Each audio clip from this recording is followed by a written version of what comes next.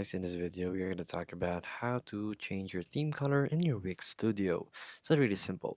So first you will have to choose a color theme by your own preference, of course, and then here you will have to go to the click to the site design. So this is the logo for the site design, and then you will have to change your theme. So it's under the change theme, and then the site theme right here. You can browse through the colors really easily. So once again, you click this button on the left side, it's called the site design and then color theme, and then you can customize your site design.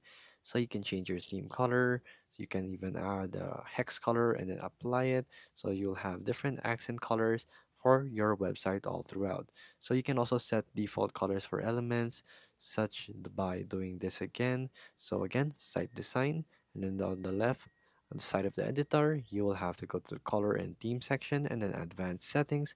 From there, you can choose your primary, secondary for title, subtitle, links, and many much more. So you have your lines and the dividers, and there you go. So you also have manually applying it to other elements. So this is going to be more complicated than just a theme. So you will have to apply this to each and every one element if you want to. So here, it's pretty simple. You see that you will have to select the actual element, color picker, and then choose the color that you want. And there you go. So if this video was helpful, please hit the like button and don't forget to subscribe.